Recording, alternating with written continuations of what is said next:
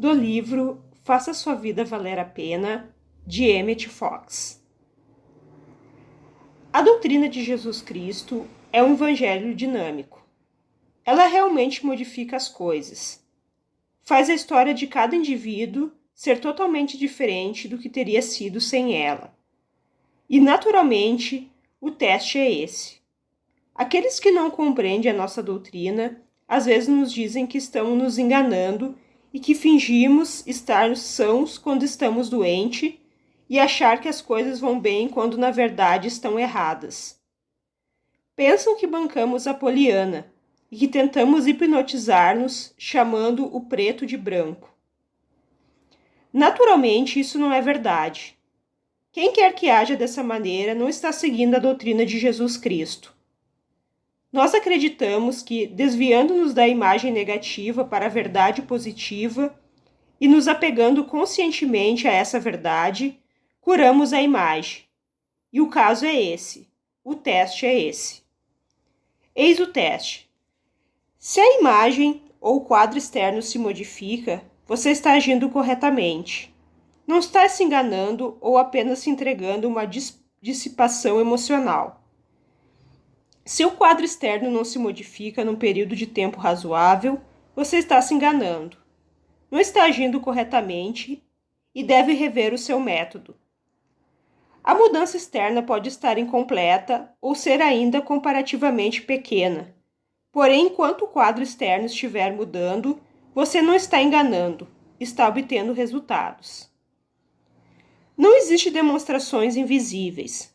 Você demonstra a sua mentalidade o tempo todo, no mundo externo das aparências. Desculpas e prevaricações quanto ao tipo de autoilusão é inútil quando sabemos que o quadro externo fala por si e que não há como fugir disso. Graças a Deus por essa verdade maravilhosa, pois ela lhe dá um método infalível de superar a limitação e o erro. Por seus frutos vos conhecereis. Mateus 7:20. Quando você precisa tomar uma decisão ou uma atitude, só o que pode fazer é realizar o melhor possível naquela hora. E ao agir assim, terá cumprido o seu dever. À luz do autoconhecimento posterior, poderá ser constatado que você cometeu um erro. Mas isso não será sua culpa, porque não adianta ter feito mais do que o seu melhor naquela hora. O homem mais sábio que já existiu não poderia fazer mais que isso. Por tal motivo, é uma tolice ficar remoendo erros do passado, que foram cometidos com a melhor das intenções. Qualquer idiota pode ter a percepção a posteriori. A presciência sensata é que é difícil. Faça o que lhe parecer melhor na hora, levando em consideração todas as circunstâncias, como você as conhece, e depois não se arrependa. Os estudantes de metafísica, naturalmente, sempre oram pedindo orientação antes de tomar uma decisão crítica. Assevere que Cristo está o guiando, e creia nisso. O resultado final será favorável, mesmo que as pessoas pareçam estar dando errado durante algum tempo, desde que você realmente acredite e não se assevera. Um sorriso é um investimento. Muitas pessoas sentem intuitivamente que as coisas mais simples da vida são as mais importantes. Ou, se você preferir, que as coisas mais importantes da vida acabam sendo as mais simples. Essa é uma descoberta muito profunda. O que é mais importante para nós do que respirar, por exemplo? No entanto, nem pensamos nisso. O ar puro não custa um tostão, mas se somos privados do ar, morremos em poucos minutos.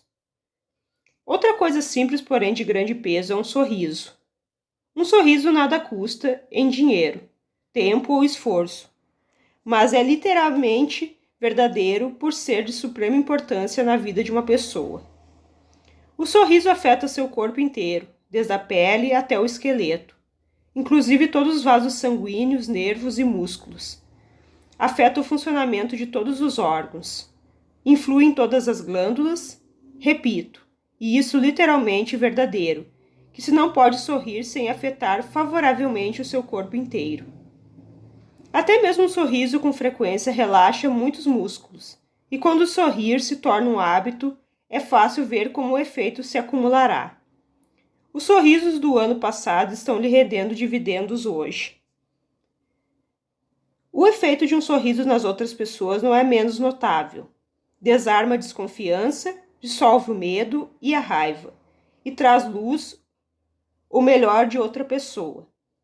Esse melhor ela imediatamente passa a lhe dar. Um sorriso é para os contatos especiais o que o óleo é para a maquinária. Nenhum mecânico inteligente negligencia a lubrificação. As grandes leis da mente. A lei da substituição. Existem algumas grandes leis que governam todo o pensamento, assim como existem algumas leis fundamentais em química, em física, em mecânica, por exemplo. Sabemos que o controle do pensamento é a chave do destino, e para aprender a controlar o pensamento é necessário conhecer e compreender essas leis, assim como a química tem que compreender as leis da química e o eletricista a lei da eletricidade. Uma das grandes leis da mente é a lei da substituição. Isso quer dizer que o único meio de se livrar de um determinado pensamento é substituí-lo por outro. Você não pode pôr um pensamento de lado diretamente. Só pode fazer isso substituindo por um outro. No plano físico não é assim. Você não pode largar um livro ou uma pedra simplesmente abrindo mão, deixando-as cair. Mas isso não funciona com o pensamento. Se quiser pôr um pensamento negativo de lado, a única maneira de fazê-lo é pensar em algo construtivo e positivo. E é como se, por exemplo, para largar um lápis fosse necessário pôr a mão numa caneta ou num livro, na hora que o lápis caísse. Se eu lhe disser, não pense na Estátua da Liberdade, é claro que você imediatamente pensará nela. E se você disser, não vou pensar na Estátua da Liberdade, já está pensando nela. Mas digamos que depois de ter pensado nela, você se interesse por outra coisa que ouviu no rádio e esqueça a Estátua da Liberdade. Isso não é um caso de substituição? Quando os pensamentos negativos vierem à sua mente, não lute contra eles, mas pense em alguma coisa positiva, de preferência em Deus. Mas se isso for difícil no momento, pense em qualquer ideia positiva ou construtiva, e o pensamento negativo desfalecerá. Acontece, às vezes, que o pensamento negativo aparece em dominá-lo de tal jeito que você não consegue vencê-los. E é isso que damos o nome de crise de depressão ou crise de angústia, ou que sabe, crise de raiva.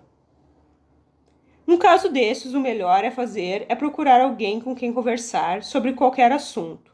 Ir ao cinema, ao teatro, ler um livro interessante, digamos, um bom romance, uma biografia, um livro de viagens ou coisa parecida. Se você sentar para lutar contra a maré negativa, o mais provável é que ela aumente. Volte a atenção para algo bem diferente. Recuse-se firmemente a pensar na dificuldade e fixar-se nela, e mais tarde, depois de ter se afastado completamente dela, poderá voltar com confiança e contatá-la por meio do tratamento espiritual. Eu vos digo que não resistais ao mal. Mateus 5,39. A lei do relaxamento. Outra grande lei da mente é a lei do relaxamento. Em toda atividade mental, o esforço derrota a si mesmo. Quanto mais esforço você faz, menor é o resultado. Isso naturalmente é o oposto do que encontramos no plano físico, o que não nos surpreende, pois sabemos que, em muitos casos, as leis da mente são o inverso das leis da matéria. No plano físico em geral, quanto mais esforço fazemos, maior o resultado. Quanto mais você pressiona uma furadeira, mais depressa ela atravessa a madeira. Quanto mais força você aplica no martelo, mais depressa o prego entrará na parede. Quanto mais vigorosamente cava a terra, mais rapidamente a terra avala. Contudo, o exato oposto ocorre com o pensamento. Qualquer tentativa de pressão mental está destinada ao fracasso, porque tão logo começa a tensão, a mente para de funcionar criativamente e simplesmente se atém ao velho padrão de hábito. seja ele qual for. Quando você tenta forçar as coisas mentalmente, quando tenta se apressar mentalmente, simplesmente interrompe o seu poder criativo. Para permitir que sua mente volte a ser criativa, deve retirar-lhe a atenção por meio do relaxamento consciente. Em toda atividade mental, seja relaxado, sereno e descansado, pois o esforço derrota a si mesmo. Na serenidade e na confiança residirá a sua força. Isaías 30:15.